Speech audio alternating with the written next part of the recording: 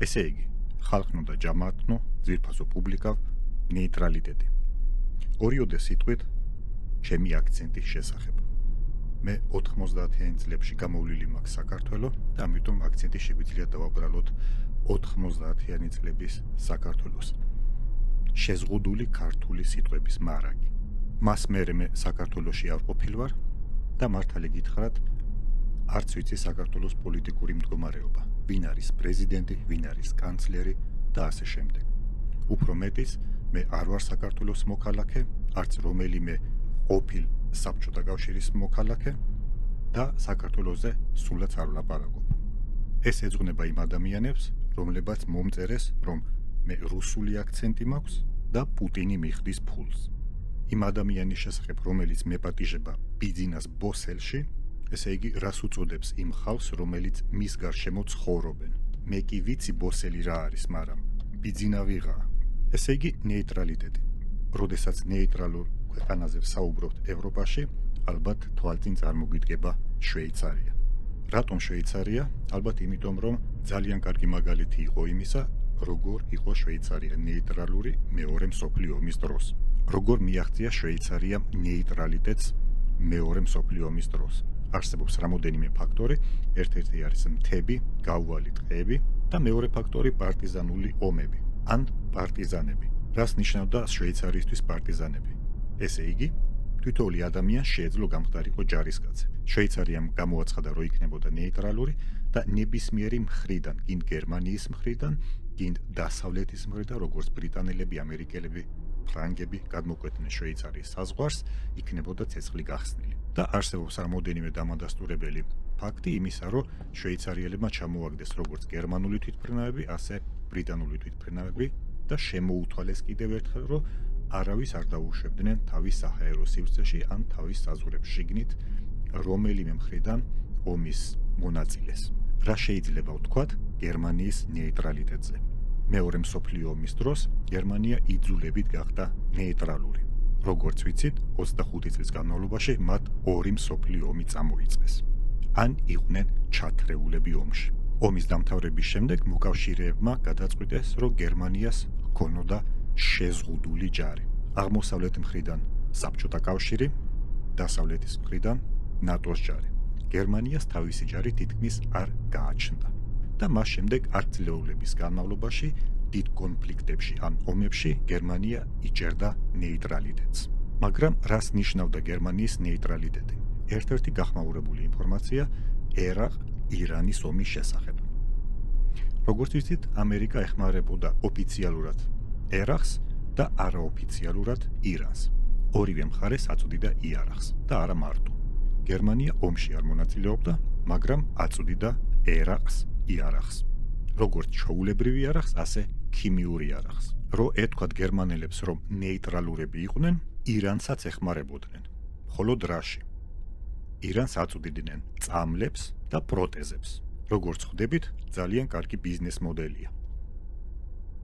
ერაყი ბომბავს ირანს ქიმიური იარაღით, ირანს კიდევ ქიმიური იარაღით დასახეშრებული ადამიანებისთვის საჭიროა პროტეზები, წამლები და გერმანიისგან ყიდულობს. ესე იგი, გერმანია აფინანსებდა ორივე მხარეს. კარგი ბიზნეს მოდელია, როგორც თქვით.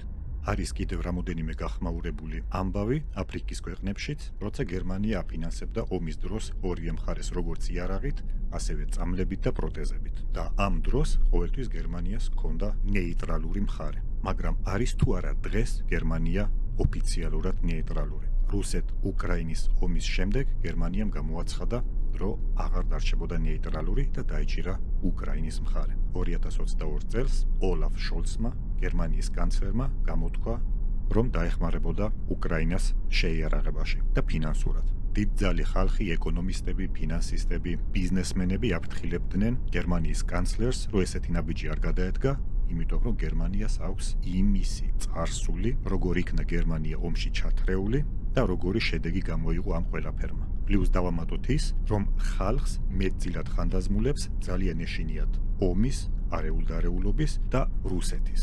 აუცილებლად უნდა ითქვას ის, რომ როგორც ოლაფ შოლცი და ფრიდრიხ მერცი დღეს იძახიან, რომ უკრაინას უჭერენ მხარს, ეგ იმას არ ნიშნავს, რომ მთელი გერმანიის მოსახლეობა ან უმეტესობა უჭერს უკრაინას მხარს ან უკრაინელებს. არიან ხალხის ის კატეგორია, რომლებიც რუსეთს უჭერენ მხარს, არიან ხალხის ის კატეგორია, რომლებიც უკრაინას უჭერენ მხარს, არიან ის კატეგორია ხალხის, რომლებიც იძახიან, რომ არიან ნეიტრალურები და არ უნდათ რომ იყვნენ ომში ჩათრეულები. მიუხედავად იმისა, რომ გერმანიის კანცლერი გაფრთხილებული იყო, რომ არ მიეღო ამ ომში მონაწილეობა, მოდით ვნახოთ რა შედეგები მოყვა ამ ომში მონაწილეობას. შეიძლება ვიღაცამ თქვას, რომ გერმანია არ მონაწილეობს ომში და ესეთი შედეგები როგორიც დღეს გვაქვს, ეს ასეც და ისეც მოხდებოდა. რა თქმა უნდა, ეს შეიძლება ვთქვათ, მაგრამ არავინ არ იცის, რა მოხდებოდა თუ გერმანია დარჩებოდა ნეიტრალური. შედეგები დღესდღეობით ასეთია, რომ დაახლოებით 1,5 მილიონი უკრაინელი რტოლვილი მოაწყდა გერმანიას. რა თქმა უნდა, უკრაინელი რტოლვილების თემა სულ სხვა, მაგაზე შეიძლება ცალკე ვილაპარაკოთ, მაგრამ დღეს გვაქვს, რაც უკვე დღეს გვაქვს. ყველაზე მეტი სოციალური დაფინანსება რტოლვილების ეწუნება უკრაინელებს. ეს არის ათეულობით მილიარდი ევრო. ასევე გერმანია ხარჯავს ათეულ მილიარდობით ევროს უკრაინის დაფინანსებაში, იარაღის მიწოდებაში და ასე შემდეგ. უფრო აღინიშნება ამერიკის მხრიდან ზეწოლა, როგორც გერმანიაზე, ისე ევროპის სხვა ქვეყნებზე, რომ უკრაინელებს და თვითონ უკრაინას უფრო მეტი უნდა დავეხმაროთ, როგორც ფინანსურად, ისე იარაღით. მიუხედავად იმისა, რამოდენიმე ხნის წინ როგორი კორუმპირებული სკანდალი გამოქვეყნდა უკრაინაში. ყველაფერი ამის გამო გერმანიის ფინანსურ სისტემას გაუჩნდა ძალიან დიდი ბზარი. როგორც წინა ვიდეოში იყო, პენსიონერებს არ ყოფნით პენსია, ამის გამო არა, მაგრამ ეს ნახა შეეძლო პენსიონერებისთვის გადაეხადათ, ბევრი ინფრასტრუქტურის ნაწილი დატორმუზებულია და გაწელილია ეს ყველაფერი წლობით ან 10 წლეულების მანძილზე.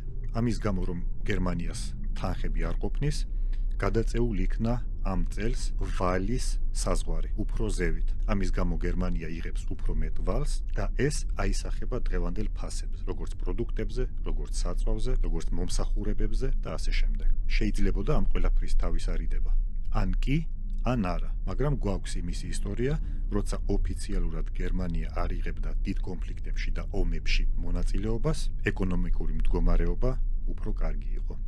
ძალიან მაინტერესებს თქვენი აზრი, თუ რამე გამომრჩა, ან თუ რამე კითხვები გაქვთ გერმანიის ეკონომიკასთან შედარებით, შეგიძლიათ დაწეროთ კომენტარებში. შევხვდებით მომავალში.